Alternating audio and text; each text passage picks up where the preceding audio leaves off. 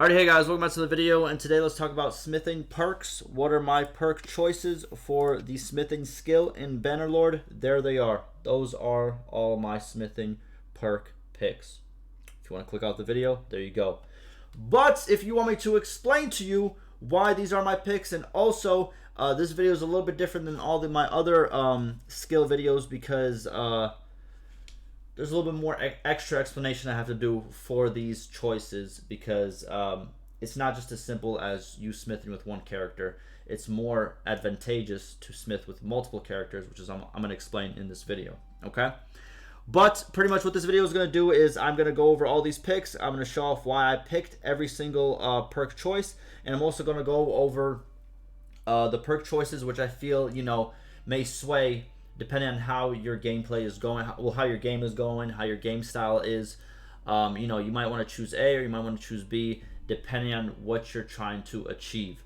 Also, I have videos up already for riding, scouting, charm, leadership, medicine, and steward, and also roguery. If you want to check those out and all my explanations for those, first link down below. It's a playlist with all of these.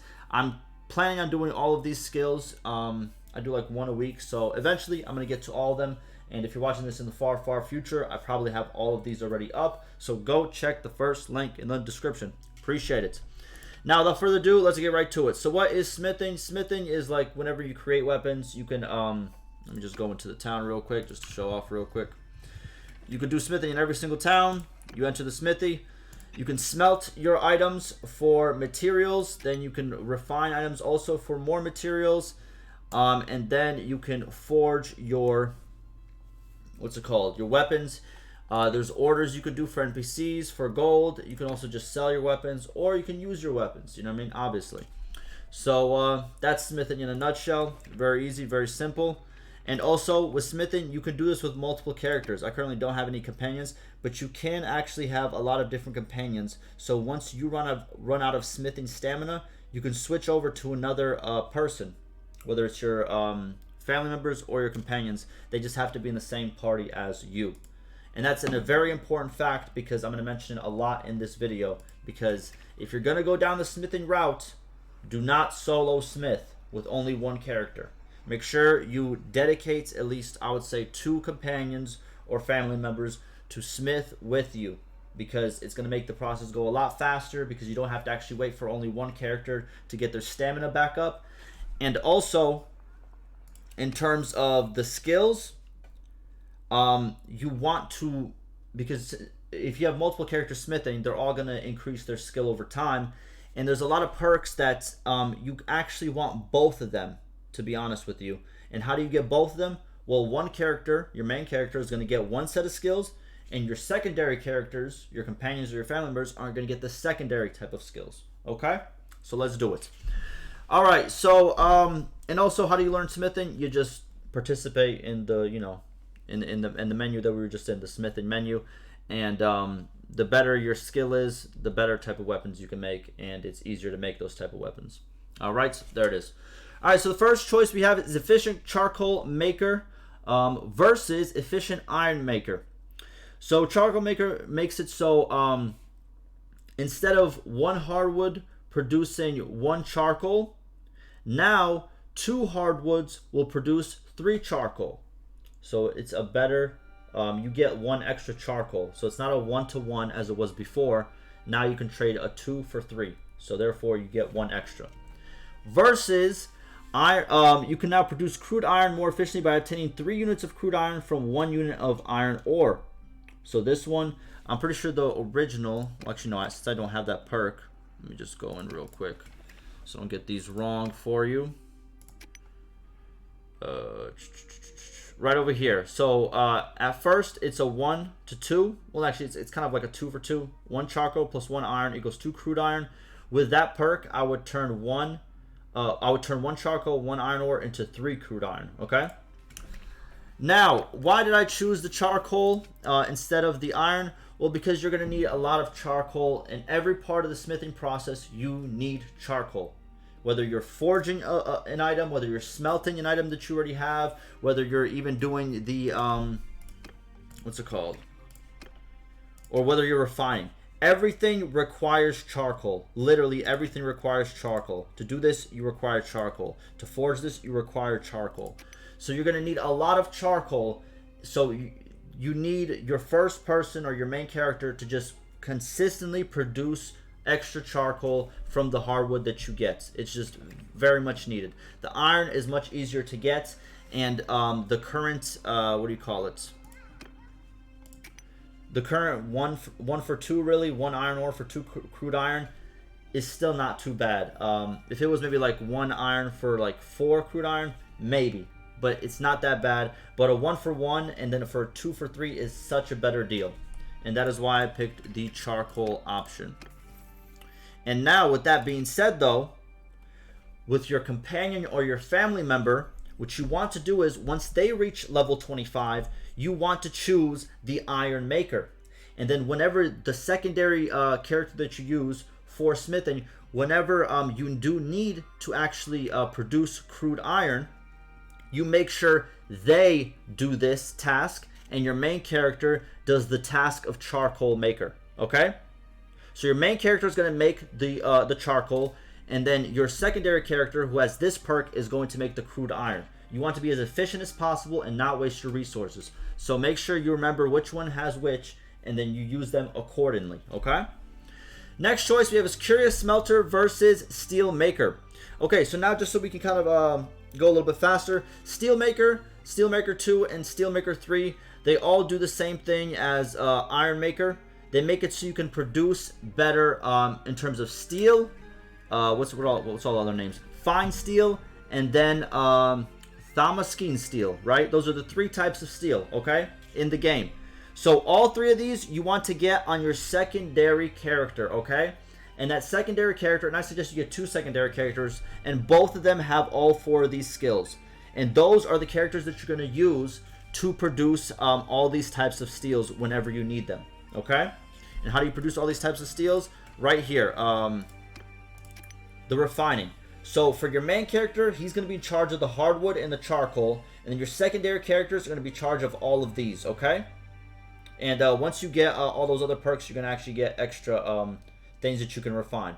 But that's pretty much what your secondary characters are going to do, okay? So just be as proficient as possible with that. And then obviously your main character, he's going to get Curious Smelter. That gives you a 100% learning rate on new part designs when smelting.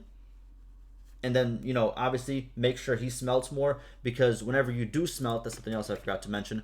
Whenever you do smelt, that is when you gain different recipes. You see how recipes are grayed out? The more you smelt of a certain weapon will give you parts that you can use to create that weapon. As you can see, there's a lot of parts, so you're going to have to do a lot of smelting. So whenever you get new weapons from either a fight, or if you want to actually buy them, I suggest getting them from a fight. Make sure you go and smelt them if you want to go down the smithing route, because there's a lot to unlock, and it requires a lot of smelting for them to actually unlock those things, okay? And with that perk, it makes it a lot easier for you to actually, you know, receive new part designs or new blueprints, whatever you want to call it. Then you want Curious Smith. It's 100% learning rate to new parts when smithing. Exactly same thing. Whenever you actually create a new item or a new weapon, you will also get new part designs. So with both of these combined, if you have your main character making the charcoal, making smelting, and also making weapons, you will be as efficient as possible with your main character. And then the third one that you want to get, well no, fourth one, is Experienced Smith. That's 10% chance of creating fine weapons, and successful crafting orders of notables increases your relationship by 2 with them, okay? So this will help you make a lot better weapons. So obviously, so pretty much the theory that I have with this is you want your main character to be in charge of making the best type of weapons. And you're going to see that throughout all my perk choices. It's going to help your main character make the best type of weapons, while your secondary characters do all the refining in terms of all the steel. Because you're going to have to do a lot of refining and a lot of different... you're going to have to refine a lot of different steel to actually make these weapons. They require a lot of it, okay? And also, if you want to even get even more companions, you can get even like a 4th or a 5th companion that's also in charge of charcoal having this perk as well, the efficient charcoal maker. So towards the end game, your character is only in charge of smithing and making weapons. You know what I mean? If that's how you want to do it as well. Next, we have at 125, we have Practical Refiner versus Practical Smelter. So first one is minus 50% stamina spent while refining. That's Practical Refiner versus minus 50% stamina spent while smelting. So your main character, you want them to get the smelting one. Your secondary characters, you want them to get the refining one. Why? Because they're in charge of refining all of the steel. That's all they're going to be doing. They're going to be refining all of the steel. And if you give them this minus 50% stamina while refining, guess what? They're going to be able to refine so much more. And this one right here, minus 50% stamina while smelting, goes along with, what's it called? Right over here, the Curious Smelter. 100% learning rate of new parts while smelting. So you can smelt a lot more with your main character, also getting 100% more new parts, therefore making it as efficient as possible. So that's why on your main character, you get Practical Smelter. On your secondary characters, you get Practical Refiner. Next, we have is Controlled Smith versus Vigorous Smith. This one, I'll keep it honest with you, it doesn't matter what you pick. The Controlled Smith gives you 1 control attribute, and the Vigorous Smith gives you 1 vigor attribute. What are those? They're these right here. Both of them have no impact on smithing at all. It's just if you prefer being like a melee character over, a ranged character, then obviously you're going to pick the Vigorous Smith, because that gives you +1 vigor, makes it easier for you to learn one-handed, two-handed, and polearm. And then if you are a person who enjoys the bow, crossbow, or throwing, like I do, then you're going to pick the Controlled Smith, because it's going to make it easier for you to learn bow, crossbow, and throwing. So again, this one doesn't really matter. It's up to you. Next, we have is Artisan Smith versus Practical Smith. So Artisan Smith, minus 50% trade penalty when selling smithing weapons versus minus 50% stamina spent while smithing. Again, pretty much why I picked the Practical Smith, which is the stamina, instead of actually being able to sell for higher. Because if you make good weapons, it won't really matter. You're still going to sell for very high amounts if you make very good weapons. And again, same thing as the minus 50% stamina while smelting. Since you have the perk that gives you 100% learning rates on new parts while smithing, you having this minus 50% stamina while smithing goes perfect with the other perk. Makes it so you can learn a lot more, a lot quicker, and you can obviously smith a lot more. And since your main character is built for smithing very good and fine and good weapons, they're going to sell for a lot anyways. You want to make more of them, so you want more stamina. So Practical Smith is the choice. I would say for pretty much every character. This one isn't really needed. What you could do really is also make your main character be like the seller, but then again, I still think the stamina one for smithing is so much better than just the minus 50% trade penalty. I don't think it's worth it as much as people think. If it was more, maybe, but the stamina is a lot better because you run out of stamina pretty quick when you're smithing, especially in large amounts. Next is Master Smith. It's the only option, so it's the best option. 10% chance of creating masterwork weapons. That helps us out because obviously you have this 10% chance of creating fine weapons, and then plus the 10% chance of creating masterwork weapons. There you go. Next is Enduring Smith versus Fencer Smith. Okay. So you want to obviously pick the Enduring Smith. So Enduring Smith is +1 endurance attribute versus Fencer Smith, which is +1 focus points to one-handed and two-handed. If you're going for smithing, if you're going for, to become the best smither you can be, well, +1 endurance attribute is in the smithing category. It makes riding better, athletics better, and smithing better in terms of how fast you can learn it. So it's obviously the one you want to pick. One-handed and two-handed doesn't really help you out in terms of the smithing department. So endurance smithing is the one you would choose. In terms of even in terms of your secondary characters, if they're dedicated to smithing, you want them to choose Enduring Smith. If they're not dedicated, then you can choose one-handed and two-handed, but again, it's not that 2 focus points isn't that much. This will kind of bring you over the edge to actually get higher into smithing. So Enduring Smithing, I think, is the best choice for your main and your secondary characters. Next, we have Sharpened Edge versus Sharpened Tip. So Sharpened Edge is, oh my goodness, I can't speak. Sharpened Edge is 2% swing damage of crafted weapons versus Sharpened Tip, which is 2% thrust damage of crafted weapons. So swing damage is for one-handed, two-handed weapons. What's it called? Thrust damage is kind of like for pole arms. So if you like pole arms, then you want to pick the thrust damage. If you're usually on horseback and you're going in there with like a spear, you know what I mean? But usually most weapons in the game are swing weapons.